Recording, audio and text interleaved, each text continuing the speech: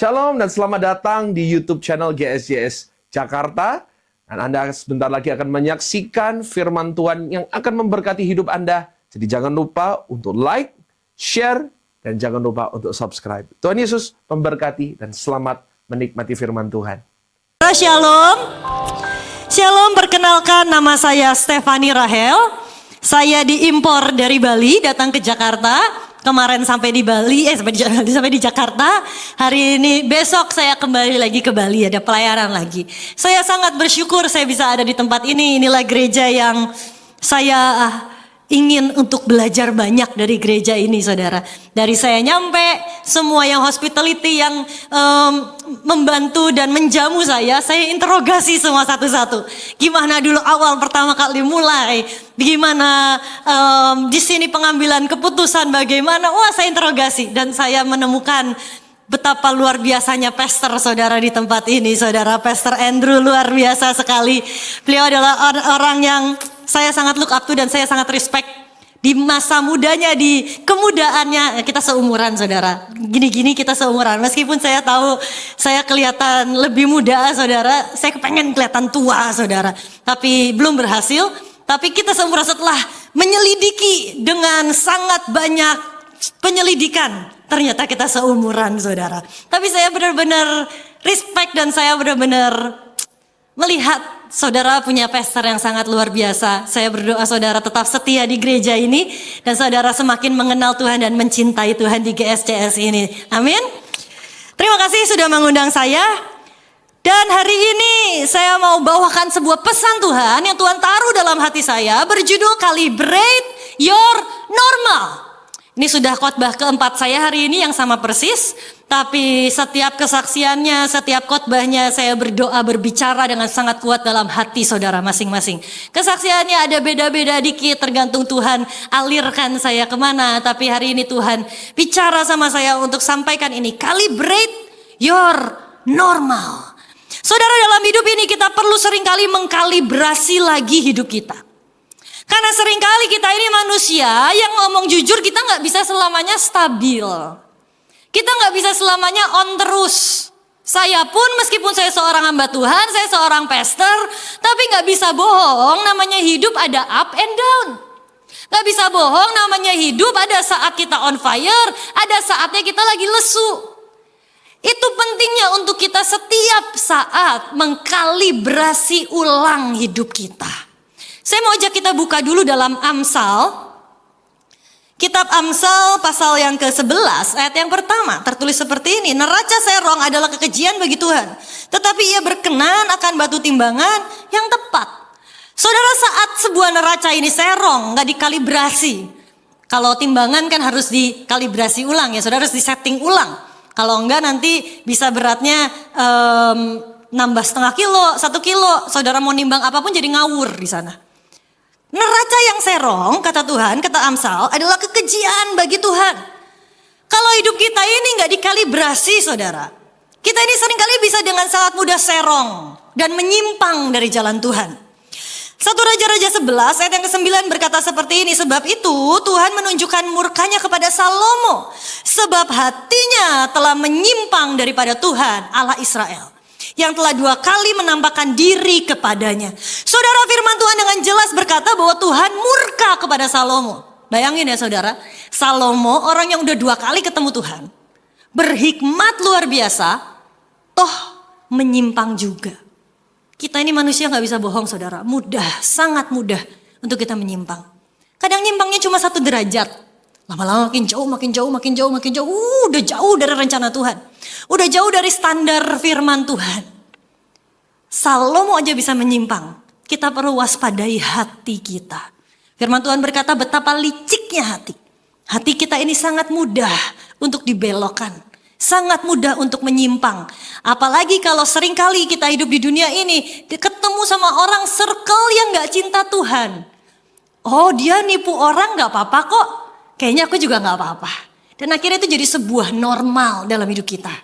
Oh, kalau aku marah sama Tuhan itu normal, wajar lah.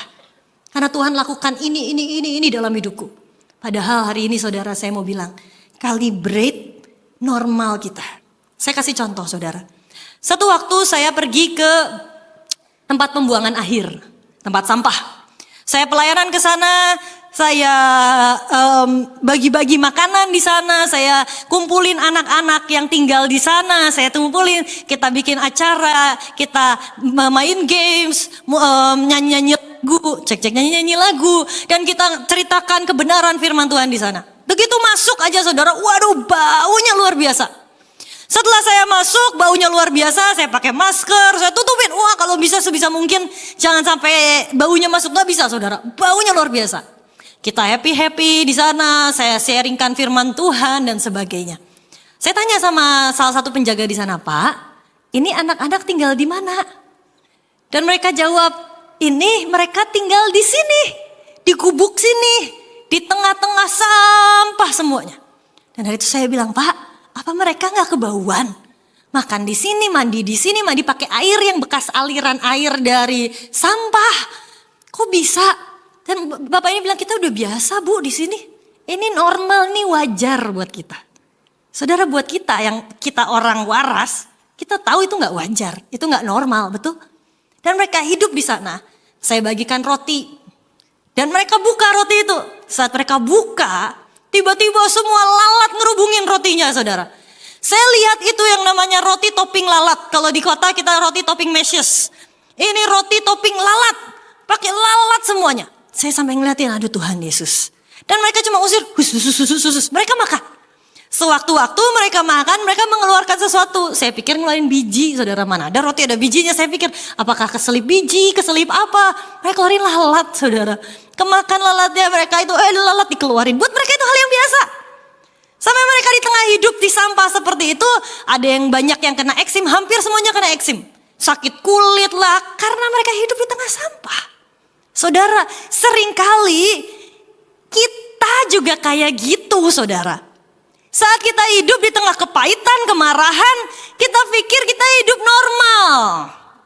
Tapi sebenarnya itu sampah di sekeliling hidup kita yang Tuhan berkata, no, that's not normal. Orang yang waras akan tahu dan berkata, gak sehat kamu hidup seperti itu. Gak sehat kamu hidup di tengah sampah seperti itu. Gak baik, itu gak normal. Tapi karena kita ini manusia yang sangat mudah beradaptasi saudara. Jadi adaptasi ke hal yang buruk juga kita gampang. Dan seringkali normal yang kita anggap normal dalam hidup kita, ternyata gak sesuai dengan firman Tuhan. Saudara, saya kasih contoh saudara. Banyak orang dalam hidupnya ya, tanpa mereka sadari, mereka ini punya banyak keterikatan dalam hidupnya. Banyak orang yang punya dalam hidup di masa lalunya dan mereka terikat dengan trauma di masa lalunya. Dan seringkali saat kita terikat dengan trauma masa lalu itu seperti tangan kita terikat.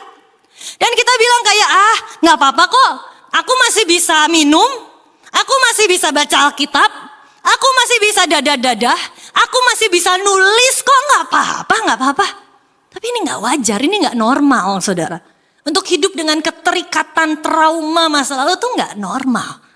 Tapi seringkali itu yang kita lakukan. Dan kemudian ada orang nyakitin kita. Ada orang yang menyinggung perasaan kita. Dan kita bawa sampah itu kemana-mana.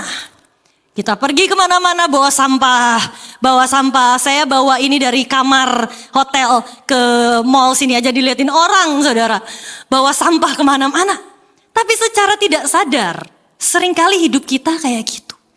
Kita bawa sampah kemana-mana karena dia nyakitin aku. Dan semakin ada orang yang nyakitin kita, kita bawa beban lagi dalam hidup kita. Aduh, hidup kita semakin berat rasanya. Semakin berat dan kita pikir kok Tuhan jahat ya. Aku capek loh hidup kayak gini. Tuhan bilang, nak, bukan aku yang ngasih sampah ke kamu. Kamu yang simpen sampah itu dan bawa itu kemana-mana, Dan kita pikir ini hidup yang normal. Oh, hidup penuh dengan kemarahan itu wajar. Oh, hidup penuh dengan kekecewaan itu normal. That's not normal. Saudara, dan saat kita bilang Tuhan, aku mau mengampuni. Kita lepaskan pengampunan. Bahkan kalaupun orang itu gak minta maaf sama kita, kita tetap lepaskan pengampunan. Karena firman Tuhan berkata, ampuni semua orang yang bersalah sama kita. Maafkan mereka, ampuni mereka, dan bahkan kasihi musuh kita. Dan kita belajar menormalkan apa yang firman Tuhan katakan. belajar untuk melakukan apa yang firman Tuhan katakan menjadi standar kita. Dan kita taruh beban itu di hadapan Tuhan. Kita bilang, Tuhan, aku taruh semua sakit hatiku, semua kepahitanku, bye, selesai. Kalaupun dia gak minta maaf sama aku, bukan urusanku. Bagianku adalah mengampuni. Bagianku adalah melepaskan pengampunan. Dan kita berkata, aku hidup bebas dari semua sampah-sampah. Aku hidup bebas dari semua luka di masa lalu. Dan keterikatan ini pun harus kita bebaskan. Seringkali ya saudara, ada orang bilang gini, ya aku dulu waktu di kandungan sempat mau diaborsi. Wajarlah aku hidup dengan ketertolakan. Aku minder banget orangnya, aku wajar. Dan kita pikir trauma masa lalu itu adalah sebuah hal yang normal. Padahal enggak. Tuhan gak pernah desain kita untuk hidup terikat dengan trauma masa lalu. Dia berikan identitas yang baru buat kita. Detik kita terima Tuhan Yesus, kitalah orang-orang yang lebih dari pemenang. Dan identitas itu seharusnya jadi sebuah normal dalam hidup kita.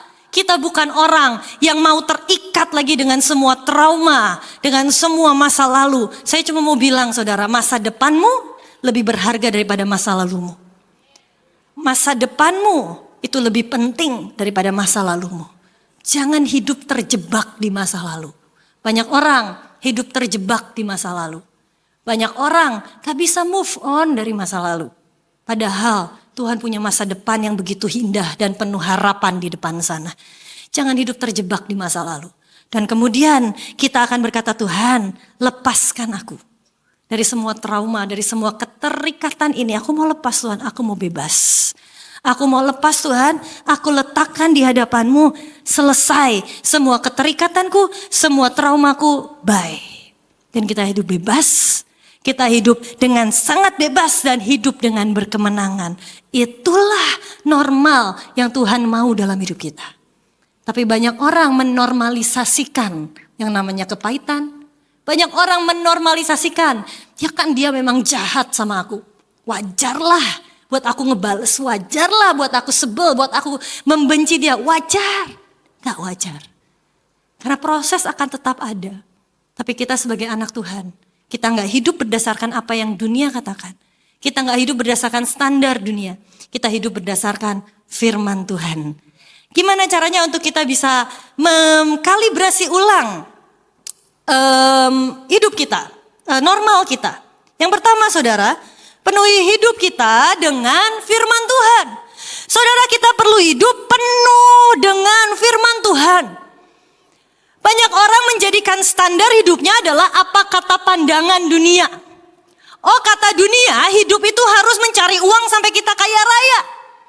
Firman Tuhan berkata, saat Paulus berkata, Tuhan, detik aku ketemu Engkau, semua yang dunia tawarkan aku anggap sampah, gak berharga. Karena kita sudah melihat yang jauh lebih berharga daripada yang dunia tawarkan. Tapi dunia akan tetap berkata, enggak, kita hidup YOLO, you only live once. Hidup cuma sekali, cari duit yang banyak, kita harus jadi orang kaya raya. Kalau sudah kaya raya baru kita berikan hidup buat Tuhan. Masalahnya di atas langit masih ada langit saudara. Kadang gak akan ada puasnya. Terus kejar. Sampai satu titik Tuhan bawa kita pulang dan gak punya waktu lagi. Tapi kalau saudara justru kejar Tuhan, nanti yang seperti Paulus katakan, Tuhan, setelah aku kenal Engkau, semua yang dunia tawarkan, ini fana, ini sampah, gak ada artinya. Karena aku sudah menemukan yang jauh lebih berharga dari yang dunia tawarkan. Dan itulah firman Tuhan. Penuhi hidup kita dengan firman Tuhan. Firman-Nya berkata, dari Yosua 1 ayat yang ke-8. Baca sama-sama ya saudara. Ini ibadah terakhir, harus paling semangat. Kita baca sama-sama. Yosua 1 ayat 8, 1, 2, 3. Janganlah engkau lupa memperkatakan kitab Taurat ini. Tetapi renungkanlah itu siang dan malam. Supaya engkau bertindak hati-hati sesuai dengan segala yang tertulis di dalamnya. Sebab dengan demikian perjalananmu akan berhasil. Dan engkau akan beruntung. Saudara, firman Tuhan berkata, renungkanlah firman Tuhan siang dan malam. Itu yang harusnya jadi standar firman Tuhan dalam hidup kita. Saya dari kecil saudara, Engkong saya selalu bilang, baca Alkitab setiap hari. Setiap hari kita baca Alkitab bareng. Saya baca Alkitab bareng kalau pagi doang. Sisanya engkong saya sendiri yang baca Alkitab. Kita baca Alkitab setiap hari. Sampai akhirnya hari ini saudara, itu jadi sebuah standar normal dalam hidup saya. Kalau setiap hari harus baca Alkitab, itu bukan sebuah jasa. Memang harusnya begitu. Memang sudah seharusnya baca Alkitab setiap hari. Giliran gak baca hari itu rasanya aneh. Aduh kayaknya ada yang kurang ya. Oh aku belum baca Alkitab. Tapi kebalikannya berapa banyak orang yang gak pernah baca Alkitab setiap hari. Dan mereka anggap itu normal. Saudara anggap itu normal, giliran saudara baca satu ayat dari firman Tuhan. Wow udah rasanya melayang orang paling hebat di dalam kekristenan. Udah rasanya jadi orang paling berjasa hari ini. Aku baca Alkitab satu ayat katanya gitu. Itu bukan hal yang normal. Yang normal adalah baca Alkitab, renungkan firman Tuhan siang dan malam. Saudara, firman Tuhan harusnya jadi sesuatu yang rutin dalam hidup kita. Isi hidupmu dengan firman Tuhan. Kenapa? Nanti satu waktu saudara, saat saudara ngadepin masalah, tiba-tiba firman itu jadi solusi. Dan itu timbul dalam firman Tuhan. Kenapa? Karena saudara firman Tuhan berkata, di bawah muka bumi ini tidak ada lagi yang baru. Kalau di bahasa Inggris, itu saya berkata history repeat itself. Jadi semua yang saudara alamin dengan versi yang berbeda, semuanya sudah pernah tertulis dalam firman Tuhan. Jadi semua solusinya ada di dalam firman Tuhan.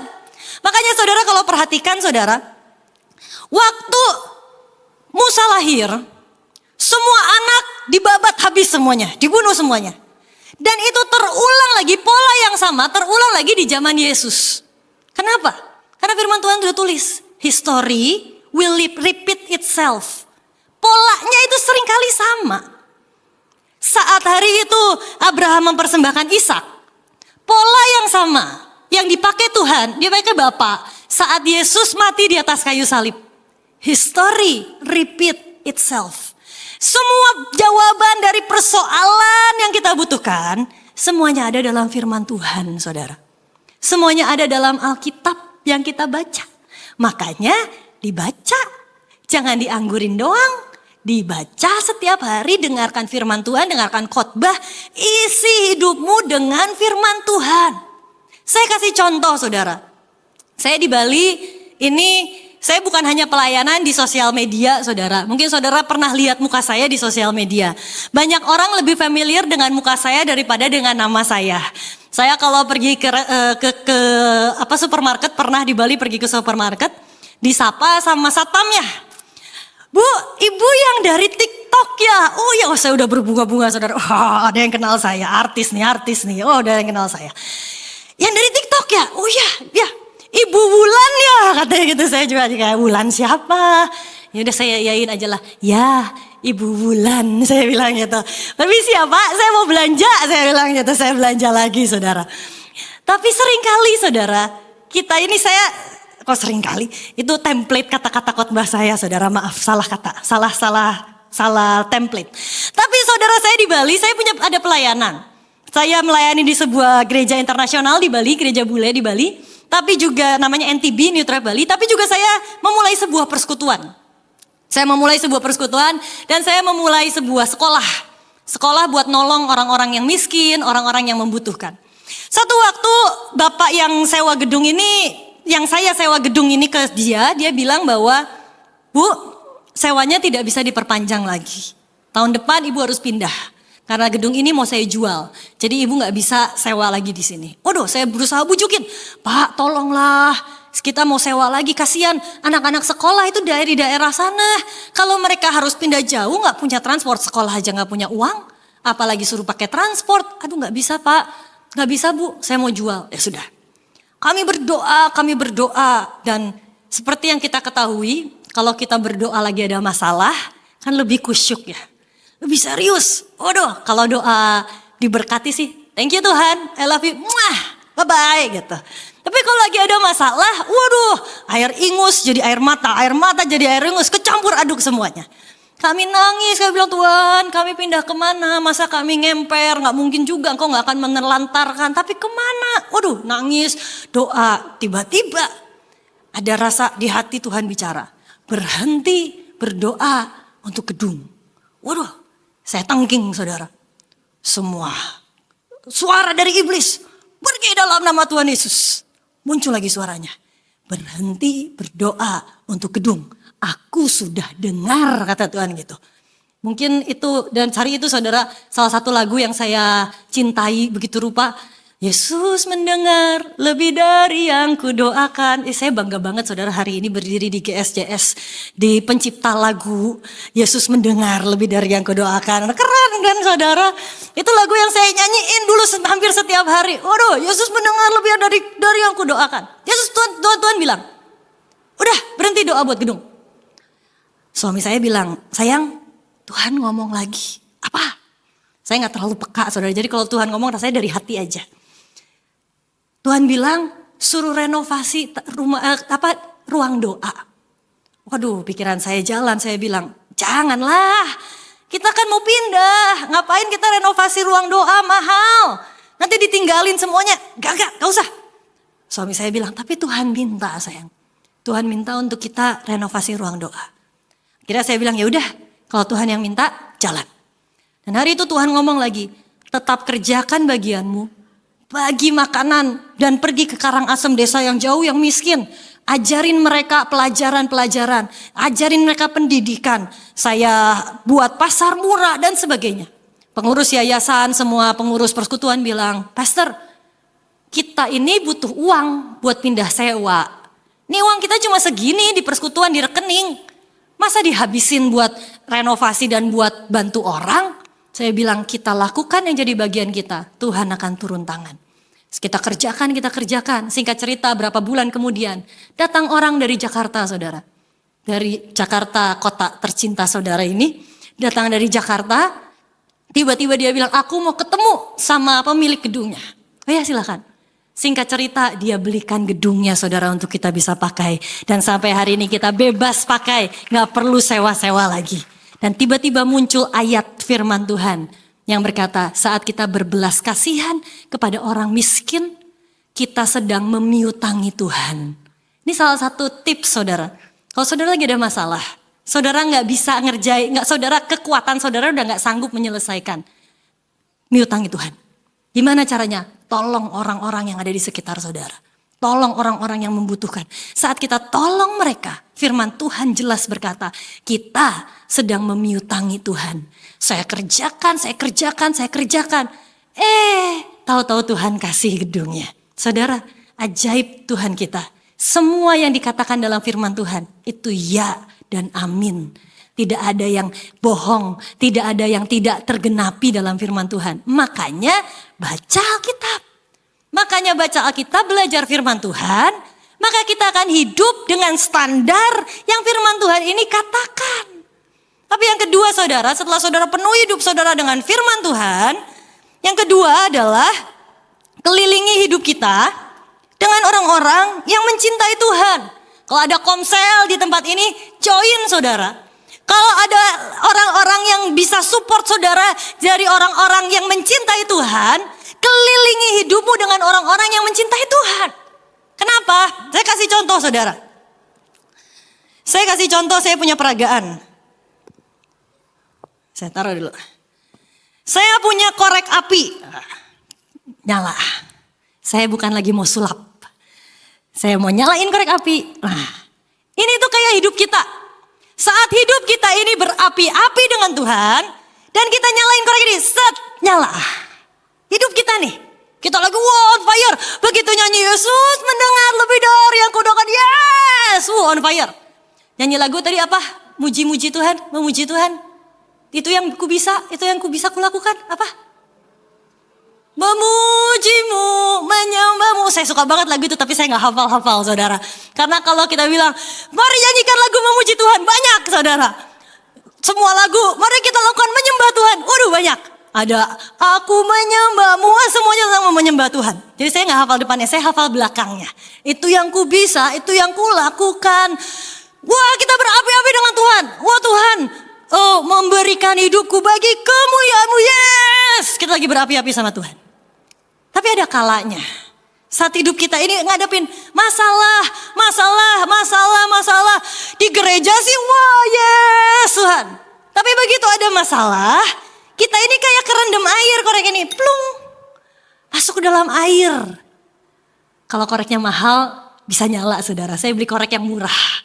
Biar gak bisa nyala. Biar peragaannya berhasil. Saya keluarin ini dari sini. Down saudara.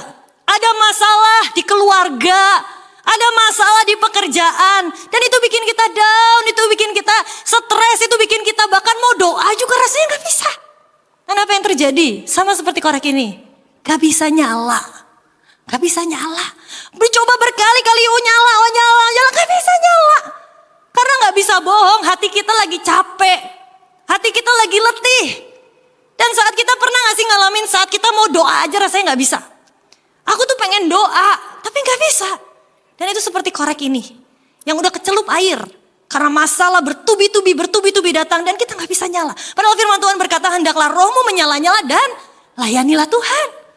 Itu harusnya jadi basic dalam hidup kita untuk roh kita terus menyala-nyala. Tapi apa yang terjadi saat kita punya orang-orang di sekeliling kita yang mencintai Tuhan. Kita gak bisa nyala. Tapi mereka bisa share apinya ke kita. Dan kita bisa nyala saudara. Kita gak bisa nyala sendirian. Kita gak bisa menyalakan diri kita sendirian. Saat kita lagi down, itulah orang-orang sekitar kita. Sebentar ya diketekin dulu. Yang support system buat kita, itu bisa menyalakan kita. Dan kita bisa nyala lagi. Tapi harus ada usahanya dari kita saudara. Ini korek kalau gak saya apa-apain, dia mau dikasih api sebanyak apa juga gak nyala. Tapi saat dia berusaha, dia bilang aku mau Tuhan. Aku mau kembali nyala berapi-api lagi. Dan dia lihat sekelilingnya berapi-api.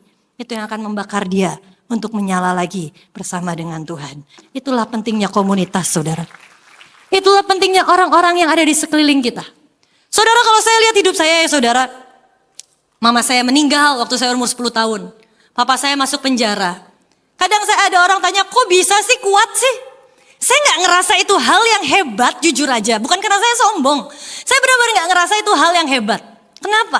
Saya dikelilingi di keluarga dan di lingkungan orang-orang yang sangat mencintai Tuhan. Kalau saya melihat dari kecil, saya melihat bagaimana engkong saya memberikan segalanya buat Tuhan. Saya melihat dari kecil bagaimana om tante saya semuanya memberikan segalanya buat Tuhan. Jadi buat saya saat mama meninggal, papa masuk penjara, yang normal bagi saya, normalnya bagi saya adalah untuk tetap bersyukur sama Tuhan. Tetap berkata dia Tuhan yang baik. Itu normal bagi saya. Itu bukan hal yang spektakuler bagi saya.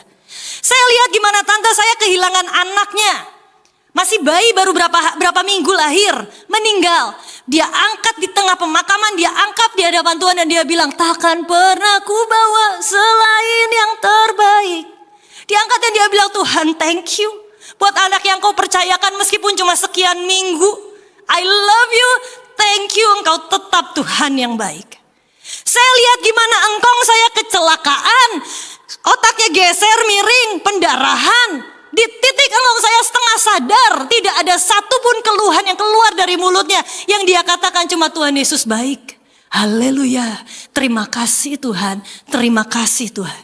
Saya lihat itu dengan mata kepala saya. Saya lihat saya punya tante yang bukan tante saudara, tapi saya lihat di sekeliling saya.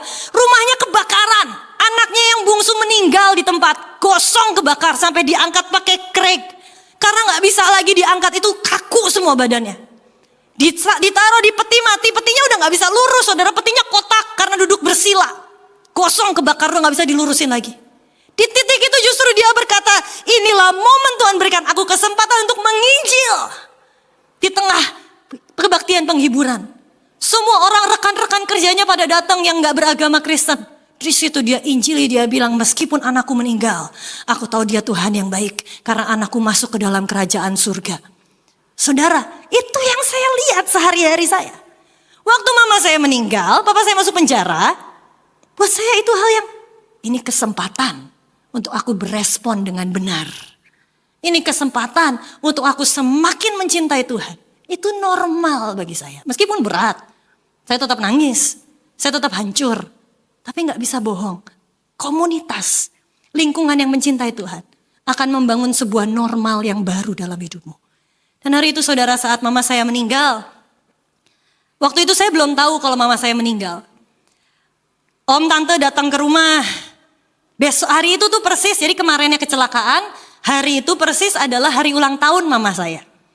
Oh, saya siapin surprise buat mama saya.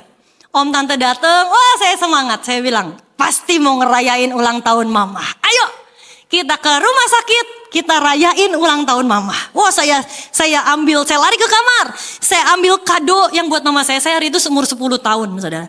Saya ambil kado buat mama saya, om tante semuanya terdiam. Dan semuanya bilang kita doa dulu ya di ruang doa. Oke, ayo. Oh saya semangat, ayo gak apa-apa. Kita rayain mama di rumah sakit gak apa-apa. Yang penting kita bisa ngerayain ulang tahun mama. Kita datang ke kamar doa. Di situ kita habis doa, nyembah Tuhan. Om tante saya bilang, El, mama sudah meninggal.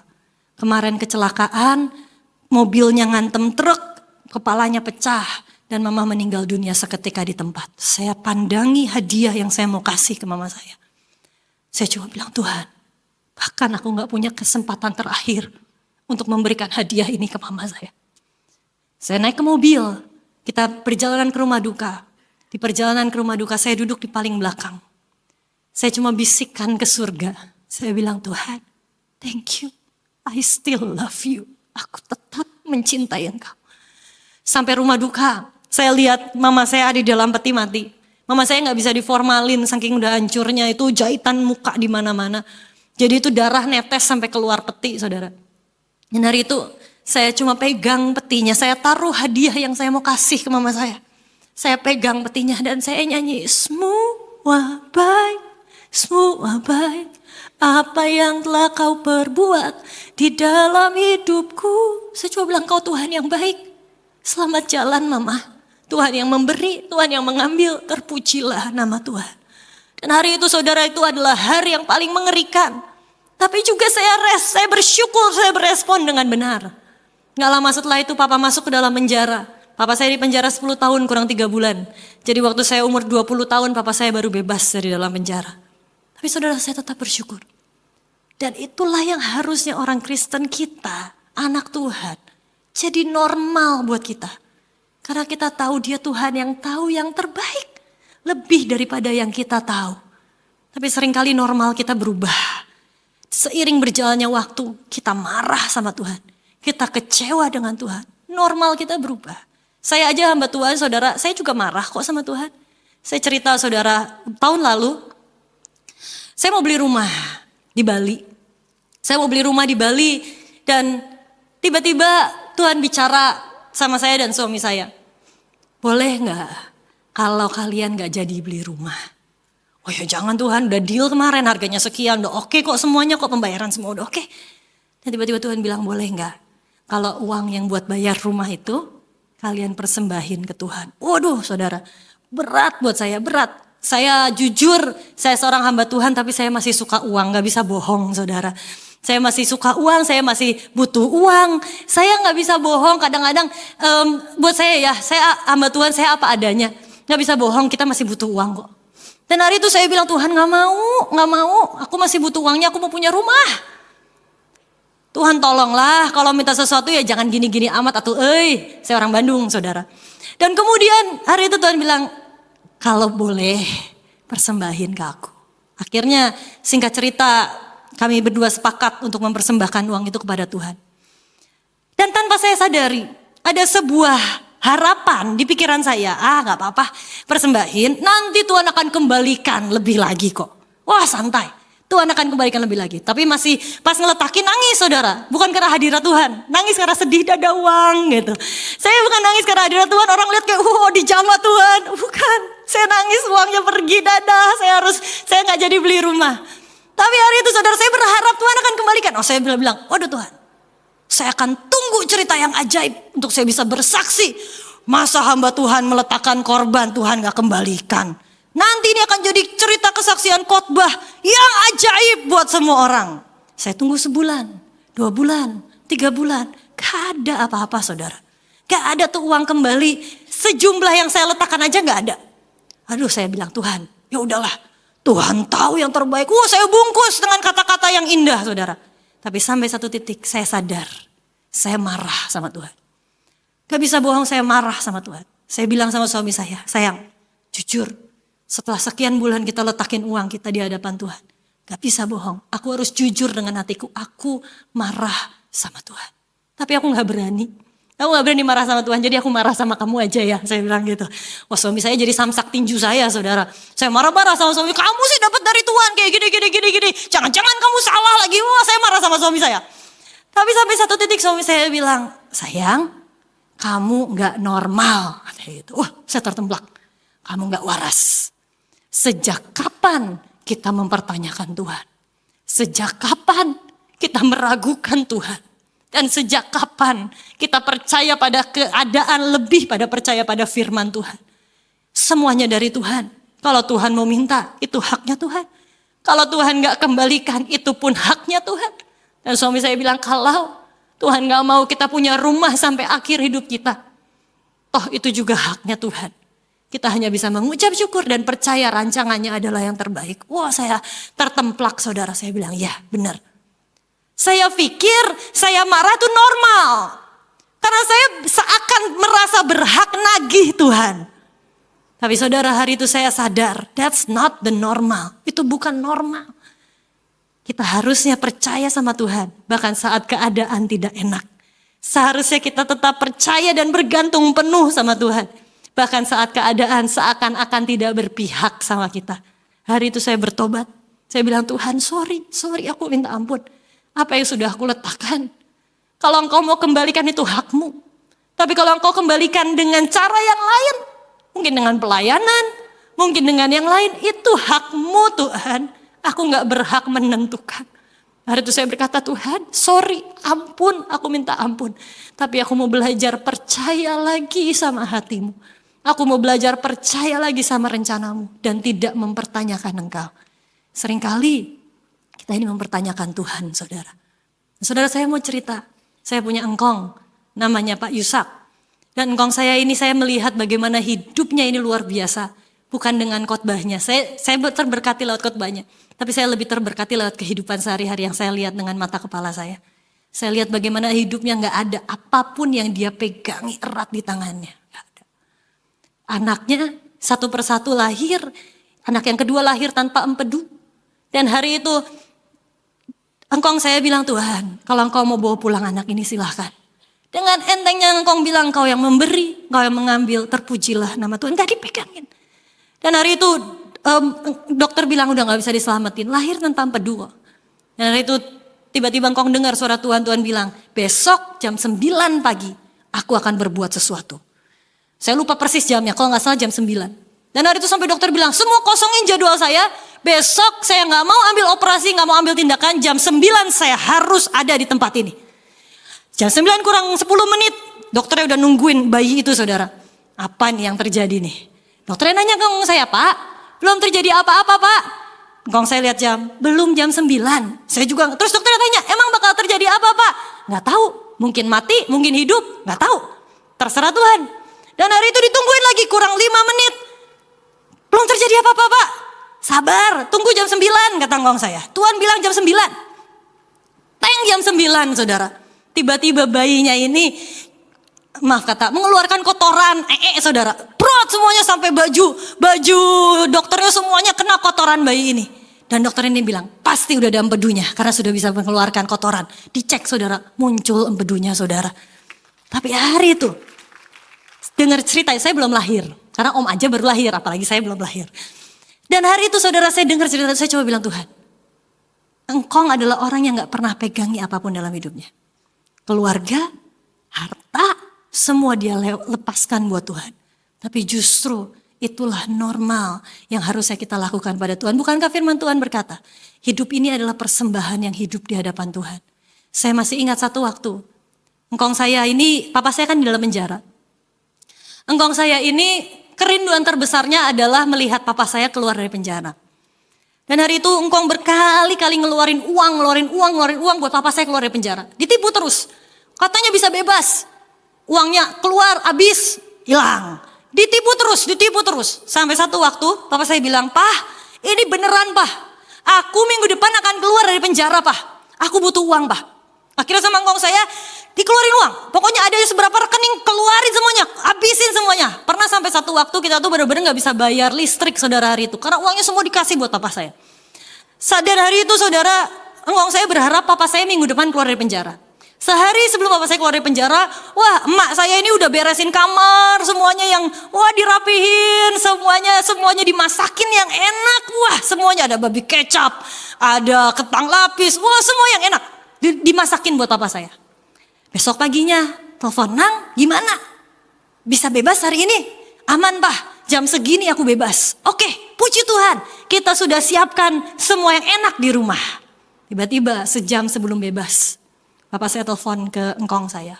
Pak, sorry, aku ditipu lagi. Aku gak jadi bebas sejam sebelum keluar dari penjara. Hari itu saudara, saya nyeseknya tuh bukan karena papa gak bisa keluar. Saya nyeseknya tuh lihat engkong yang sudah berharap begitu rupa. Keluarkan semua tenaga begitu rupa. Dan di PHP-in lagi. Dan hari itu engkong saya bilang sama papa saya, gak apa-apa Nang, Tuhan baik. Tetap ngucap syukur ya. Dimatiin teleponnya. Engkong saya cuma menghela nafas. Terima kasih Tuhan. Engkau baik. Engkau baik. Hari itu saya gak tahan saudara. Saya nangis. Saya bilang Tuhan. Aku melihat bukti nyata. Aku melihat saksi nyata.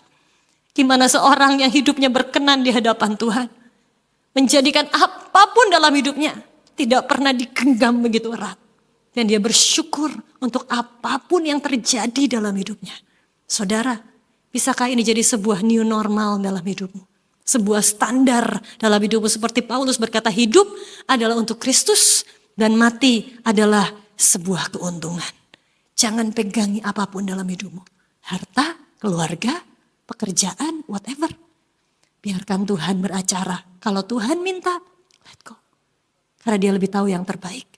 Dia tahu yang terbaik dan dia Tuhan yang merancangkan yang terbaik dalam hidup kita. Saudara, inilah new normal yang Tuhan mau dalam hidup kita. Boleh, bebas dari trauma masa lalu, boleh musik maju ke depan. Iman yang teguh, hidup dalam penyembahan kepada Tuhan. Dari Tuhan, oleh Tuhan, untuk Tuhan. Hubungan yang intim dengan Tuhan. Selalu mengucap syukur. Dedikasi untuk Tuhan. Mengampuni, melayani pekerjaan Tuhan. Hidup untuk Kristus. Inilah normal yang firman Tuhan katakan buat kita.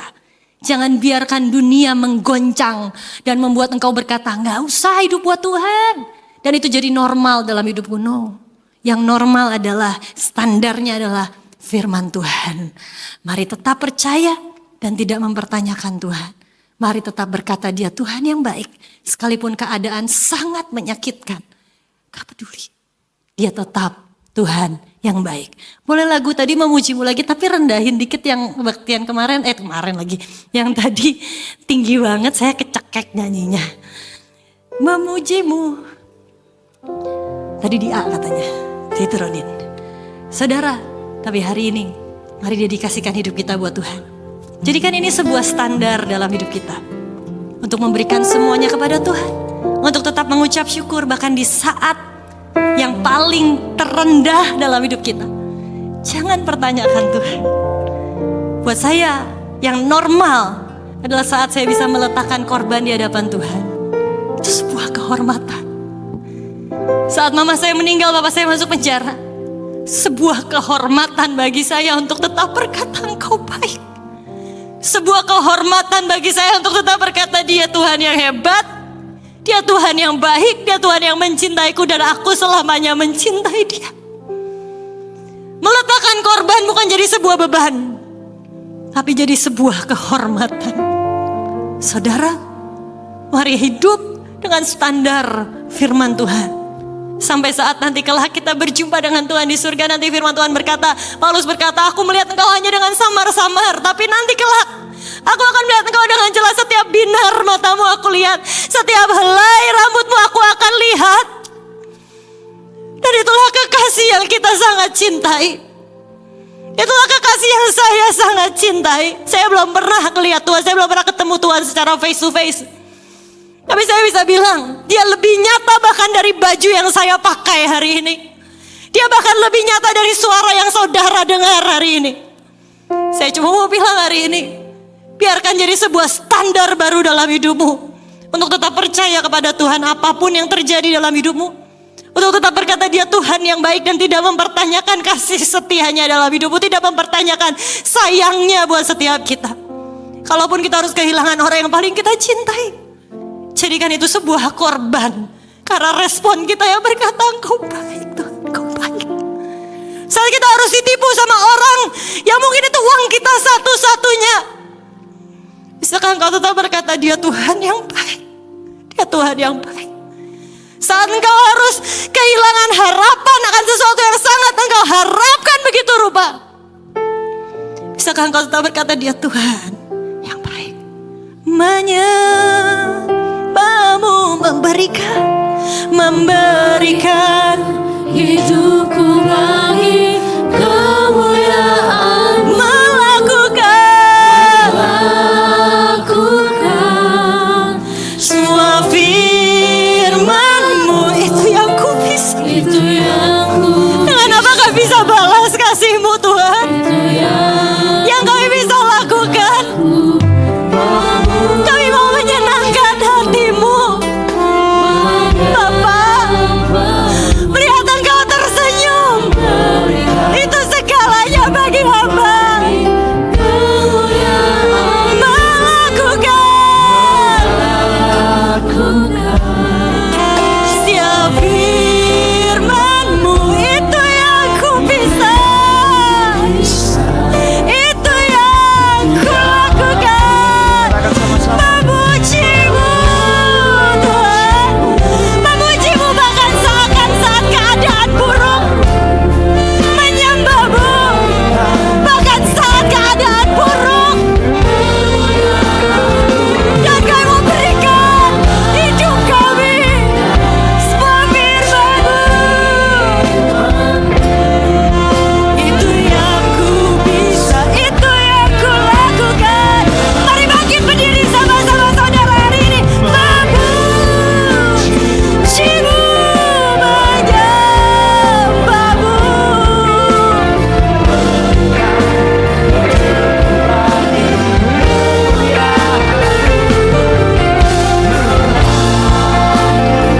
Semua firman-Mu, firman-Mu itu yang ku bisa, itu yang ku lakukan. Memuji-Mu, menyembah. Ini hidup kami Tuhan, hidup yang gak seberapa ini, hidup yang kotor. Tapi kami mau persembahkan semua firman-Mu, itu yang ku bisa, itu yang ku lakukan. Ini hidup kami Tuhan, hidup yang singkat, hidup yang gak seberapa ini, hidup yang seringkali ngecewain Engkau lagi dan lagi, hidup yang kotor. Kami mau persembahkan di hadapan-Mu. Karena firman-Mu berkata bahkan kebenaran kami kayak kain kirmizi di hadapan-Mu. Tuhan, kami tahu kami gak layak, tapi Engkau yang layakkan. Tapi kamu berikan hidup kami apa yang bisa kami lakukan. Kamu lakukan untuk Engkau. Membuat-Mu tersenyum, itu hal terindah dari hidup kami. Hamba melihat Engkau tersenyum dan bersuka cita atas hidup hamba, itu hal terindah. Kami mencintai Engkau Tuhan. Kau tahu Engkau adalah bagian terindah dalam hidup hamba. Bahkan hamba mama aja gak ada, papa masuk penjara. Apa yang bisa hamba nikmati dari hidup ini kalau bukan Engkau? Kaulah pribadi terindah. Bahkan saat hamba kangen pelukan mama, pelukan papa, Kau berikan pelukan yang jauh lebih indah. Kau berikan kehangatan kasih yang jauh lebih indah. Tuhan, ini hidup kami dedikasikan untuk Engkau. Memberikan hidupku bagi kemuliaan. Biar jemaat saja katakan, melakukan semua firman itu yang ku bisa melakukan semua firman memiliki standar yang baru sesuai firman Tuhan. Hidup untuk Kristus dan mati adalah sebuah keuntungan. Tuhan masih berikan kita kesempatan untuk hidup. Berarti Tuhan masih punya tugas buat kita. Lakukan yang terbaik untuk Tuhan. Lakukan yang terbaik untuk Tuhan. Terima kasih bagi Anda yang sudah menyaksikan tayangan dari GSJS Jakarta. Dan kalau Anda berada di sekitar Jakarta, di Jabodetabek, saya undang Anda untuk bisa menghadiri ibadah-ibadah onsite kami di Mall of Indonesia di Kelapa Gading dan juga di Pluit Village Mall. Dan saya percaya Anda pasti diberkati. So see you and God bless you.